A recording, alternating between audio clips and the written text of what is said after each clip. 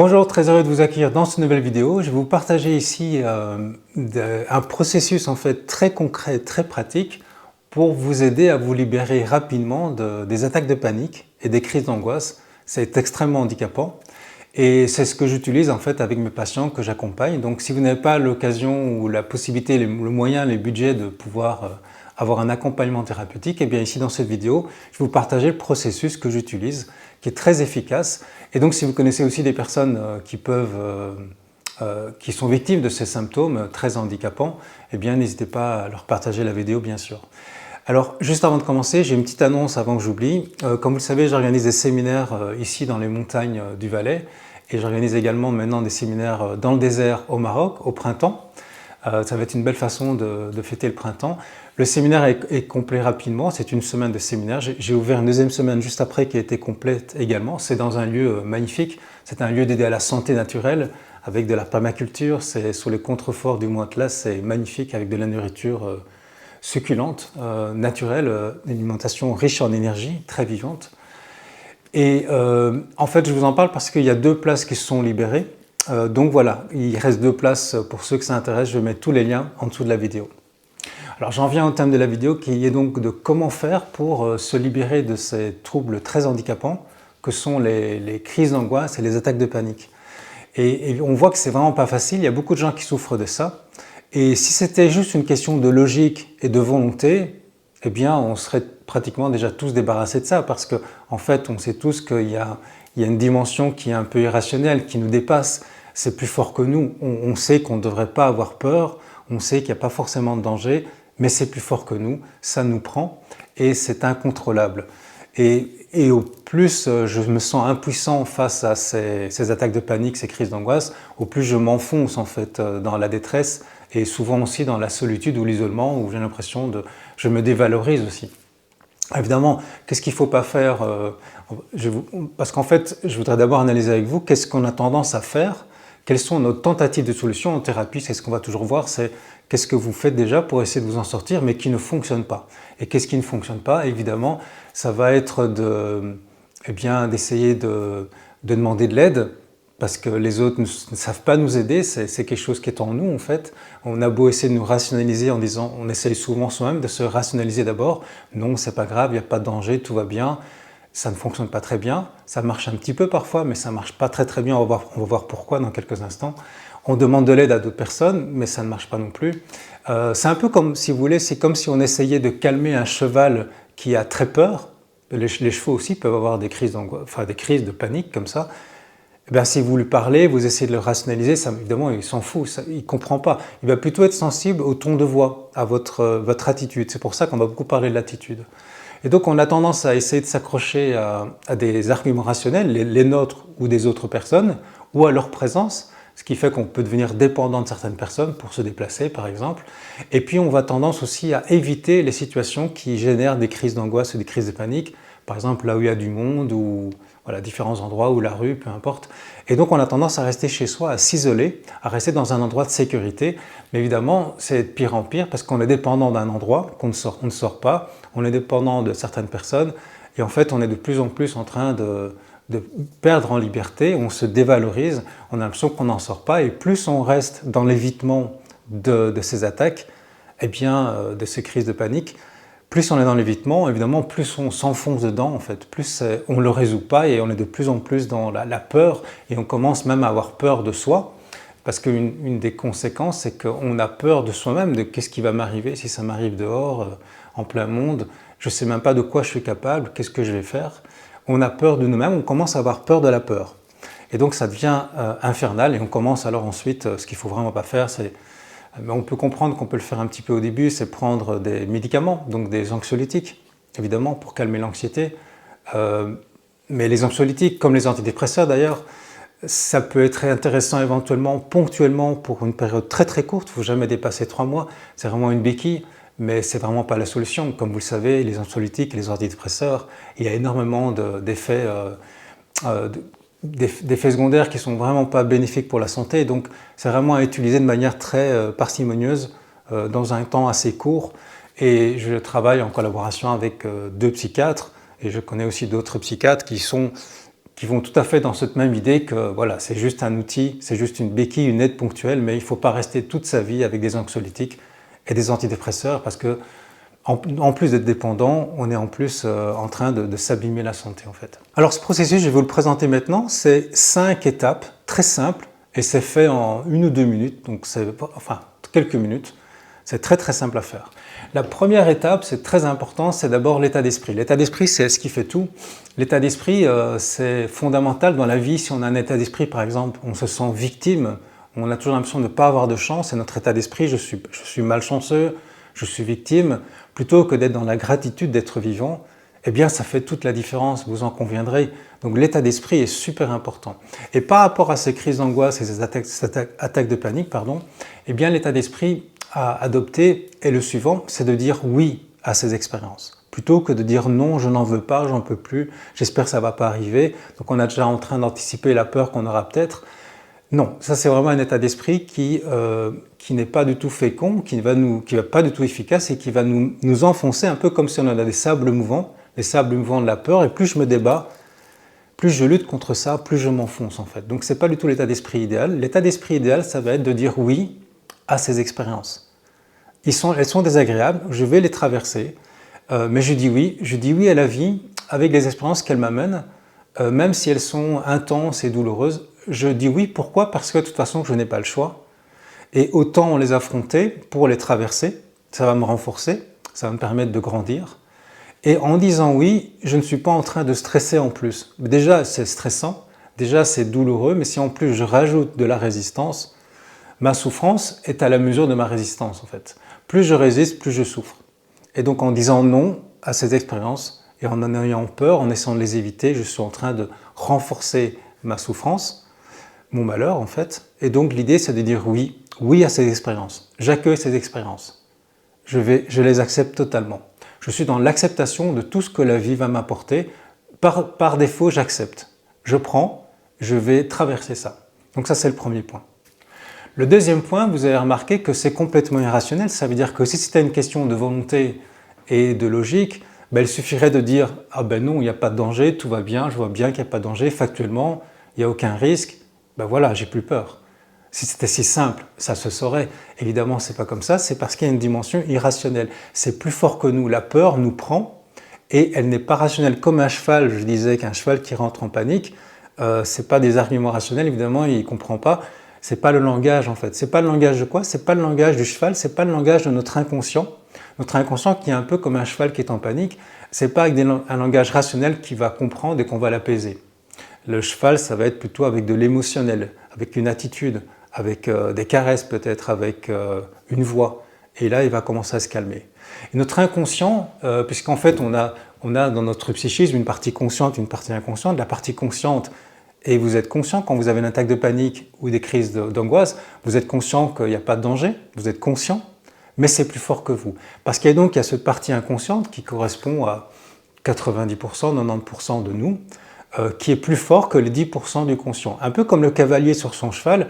Le cavalier, il a 10% de force par rapport à la force du cheval qui est énorme. Le cheval, il peut nous amener très très loin. Et si le cheval s'emporte, le cavalier tombe ou est entraîné par la selle, c'est pas avec ces 10% qu'il va pouvoir maîtriser cette puissance musculaire du cheval. Donc le conscient, il peut donner la direction, mais la puissance de l'inconscient est telle que c'est plus fort que nous, on essaye de se calmer, on n'y arrive pas en fait. Donc qu'est-ce qu'il faut faire? C'est communiquer à son inconscient avec le langage approprié. On a cette partie inconsciente, il faut la comprendre, et cet inconscient, c'est un peu comme un cheval sauvage, je donnais cet exemple, c'est aussi un petit peu comme un enfant de 7 ans, vous savez, si vous avez un enfant de 7 ans qui est en panique, vous n'allez pas commencer à l'engueuler en disant « mais t'es nul, allez, ose, sors, ne reste pas comme ça ».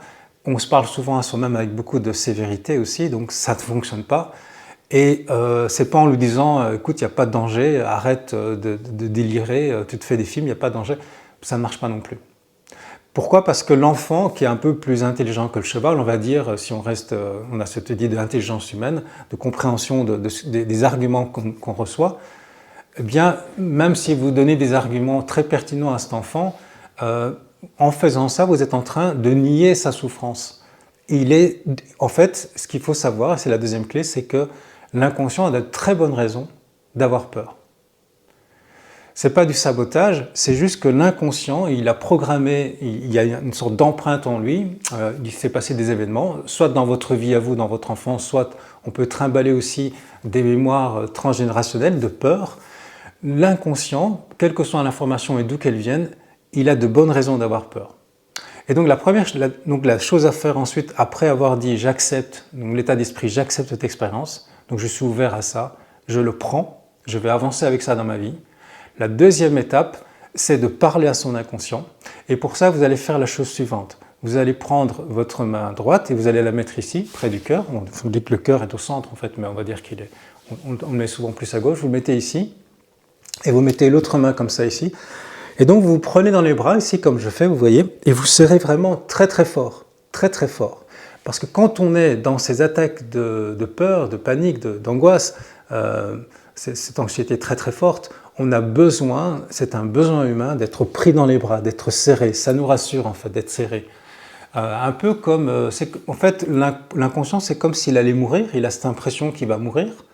On a l'impression qu'on est en alerte permanente, on va mourir et on a besoin d'être rassuré. Et donc une façon pour un être humain d'être rassuré, c'est surtout d'abord au niveau purement physiologique, instinctif, c'est pas des paroles, c'est on se prend dans les bras. Entre êtres humains, on se prend dans les bras, c'est rassurant. C'est le petit enfant qui est dans les bras de ses parents, par exemple, c'est très rassurant. Encore faut-il qu'il ait eu des parents rassurants, ce qui n'est pas le cas de tout le monde. Donc vous pouvez au moins vous prendre dans les bras. Donc vous allez vous prendre dans les bras et vous allez ensuite, c'est déjà une façon de communiquer à son inconscient, mais vous allez aussi lui parler avec douceur. Et la première chose à faire, c'est d'aller dans son sens et non pas dire tu as tort, tu es nul, mais c'est plutôt de dire je te comprends. Donc c'est l'empathie. L'empathie, c'est pas juste comprendre pourquoi l'autre a peur et de dire c'est pas grave. L'empathie, c'est montrer qu'on comprend. Et je comprends ta souffrance, je comprends ta peur, je comprends dans le sens, c'est logique, je comprends que tu as peur. Alors, en fait, l'inconscient, il a en mémoire, si vous avez ces attaques de panique, ces crises d'angoisse, ça ne tombe pas du ciel, c'est qu'il y a dans le passé, il s'est passé quelque chose, il y a un événement, un stimuli qui a été considéré comme une menace de mort, comme un danger très grave, qui vous rappelle des mauvais souvenirs. Ou ça vient encore de plus loin, peu importe. Et donc, il faut expliquer à l'inconscient qu'on comprend sa peur. Parce que si ça c'était vrai, ou si c'était vraiment là maintenant, il y aurait de quoi avoir peur. Donc, ça va déjà le rassurer. Donc, vous avez les mains comme ça et vous allez dire à votre inconscient, je te comprends, je comprends ta peur.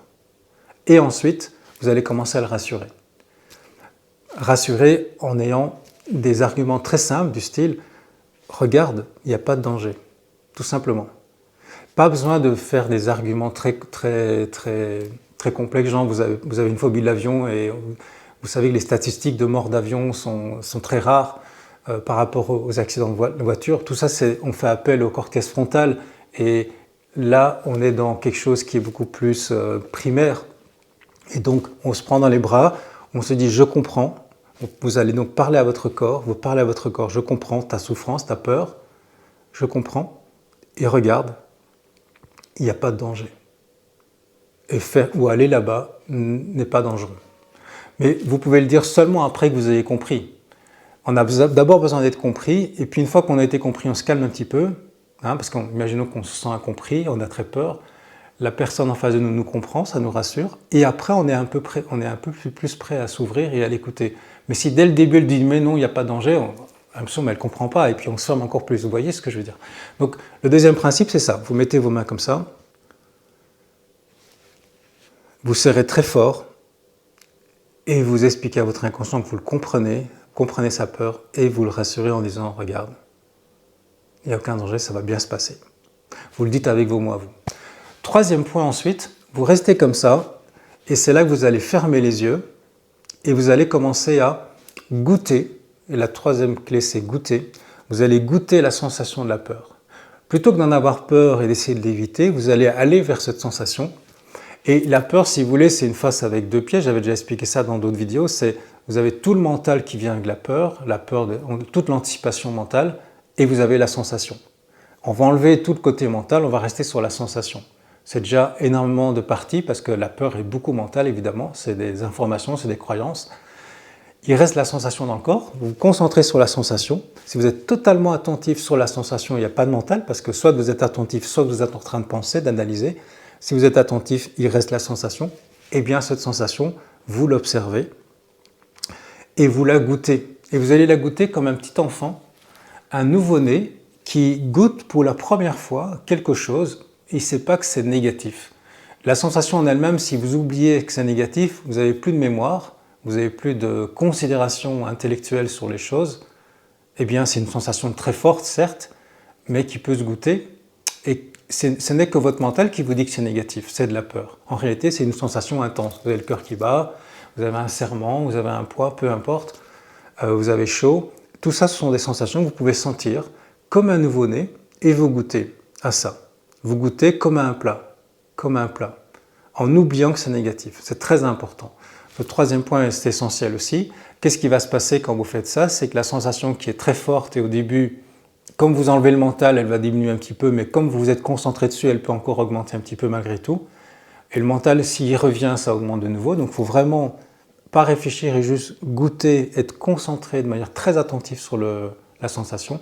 Eh bien cette sensation va diminuer, va se dissoudre en quelque sorte, comme l'obscurité est dissoute par la lumière de votre conscience. Je suis très conscient de cette sensation, mais sans mental, sans intellectuel, sans étiquette, sans jugement. C'est la définition de la pleine conscience, c'est porter une attention dans le présent, sans jugement. Il n'y a pas de jugement, je goûte à ça. Et donc là, ça va descendre déjà énormément. Et il reste malgré tout le fait que votre système nerveux, il est quand même, il commence à aller dans le parasympathique, mais il est quand même bloqué dans le sympathique, qui est l'état de la peur. Et donc l'idée, ça va être de le sortir complètement de là, donc de passer du sympathique au parasympathique. Et là, on va faire un exercice qui est très simple, qui prend une minute ou deux maximum. C'est que vous allez prendre vos mains comme ça, et vous allez les mettre derrière vous, derrière la nuque. Donc on va travailler sur le nerf vague, qui est le plus grand nerf du corps. Vous avez la tête légèrement posée dans les mains, comme ça. Et là, vous voyez, je vous regarde, et puis maintenant, je vais regarder sur le côté, le plus possible sur le côté. Faites l'exercice en même temps que moi, vous faites ça. Donc vous regardez sur le côté. Et avec cette position particulière, donc c'est le fruit de 40 ans d'études sur le nerf vague d'un spécialiste du nerf vague, et c'est lié à la théorie polyvagale également. En fait, ce qu'il explique, ce spécialiste, c'est que ce nerf vague, il est dysfonctionnel dans sa partie ventrale quand on est dans le stress comme ça. Et là, en fait, ça va remettre en fonction le nerf vague. Et donc, vous attendez, dans cette position, et vous attendez qu'il se passe quelque chose de manière involontaire. Votre système nerveux va vous faire réagir de trois façons possibles. Soit vous allez bâiller, soit vous allez soupirer, soit vous allez déglutir. Et quand c'est fait, vous changez de côté. Donc la tête ne bouge pas, c'est les yeux qui bougent. Voilà. Et vous attendez d'avoir ces trois réactions, bâiller, déglutir ou soupirer. Et donc en fait, vous faites ça de chaque côté. Ça prend une minute, ou 2 minutes maximum. Vous attendez que ça se passe. Et là, vous avez restimulé votre nerf vague. Et puis la dernière étape, la 5e étape maintenant, c'est qu'il reste dans le corps un stock d'adrénaline, de noradrénaline et de cortisol. Et ce que vous allez faire, c'est que vous allez décharger ces tensions par des mouvements. Alors là, vous allez choisir, quel que soit le mouvement, quelque chose qui est intense. Par exemple, vous pouvez commencer à sauter, ou courir très très vite, ou faire des pompages. Vous voyez, vous faites quelque chose de physique, d'intense, que vous pouvez faire à la mesure de votre état de santé, je ne connais pas. Vous faites quelque chose qui vous demande de l'effort et qui vous permet, vous pouvez aussi crier. Vous pouvez crier dans un coussin, crier dans de l'eau, mais essayez que ce soit physiquement vos muscles qui bougent en fait. Si vous pouvez courir, faire de la boxe évidemment, ça serait génial à ce moment-là. L'idée c'est de décharger ce stock d'hormones, du stress, pour que ça quitte votre corps. Donc si ça quitte le corps, ça envoie des informations à la tête comme quoi tout va bien, c'est beaucoup mieux. Et donc la tête réenvoie des informations au corps comme quoi il n'y a pas de danger. Et en fait, donc c'est une boucle rétroactive de bien-être qui commence à être mise en place parce que vous avez fait donc ces cinq étapes. Donc je rappelle les 5 étapes rapidement.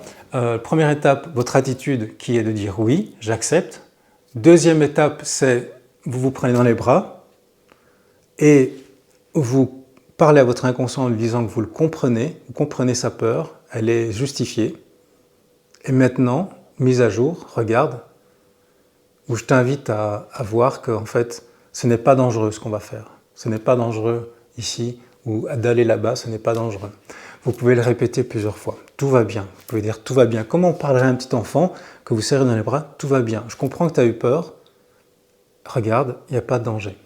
Troisième point, vous allez goûter à ce qui reste comme sensation dans le corps.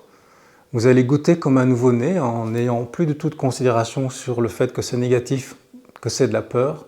C'est juste une sensation, vous la goûtez, vous allez voir qu'elle va augmenter un petit peu, elle va fluctuer, puis elle va se dissoudre. Et enfin, quatrième point, vous faites ici cette stratégie du nerf vague pour le stimuler avec cet exercice très simple, les yeux à gauche, les yeux à droite. Et vous attendez de déglutir, soupirer ou bâiller, une de ces trois réactions physiologiques involontaires.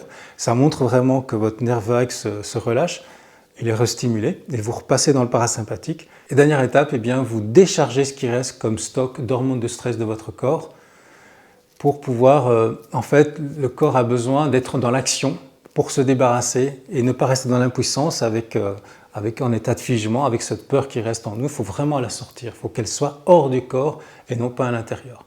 Et tout ça va amener une boucle virtueuse de bien-être. Donc ça prend quelques minutes pour faire ça, c'est très simple. C'est très important à faire, ça doit être votre priorité si vous êtes victime de crise de panique, d'attaque de panique, de crise d'angoisse. C'est votre priorité, vous allez devoir le faire plusieurs fois par jour, mais vous allez voir qu'avec ça, vous allez complètement vous libérer. Alors si jamais vous voulez aller plus loin, j'ai fait une formation en ligne encore plus poussée avec également de l'hypnose pour pouvoir reprogrammer l'inconscient. Je vous mets les liens en dessous de la vidéo si ça vous intéresse. Et puis je vous invite à pratiquer ça. Ça va vous faire beaucoup de bien et vous allez enfin vous libérer de la peur. C'est important de vivre sans peur. Vous méritez de vivre sans peur. Voilà, prenez soin de vous et au plaisir de vous retrouver dans une prochaine vidéo. Être un rebelle sans se mettre à genoux, comme une étincelle dans ce monde de fous. Être un rebelle sans se mettre à genoux, comme une étincelle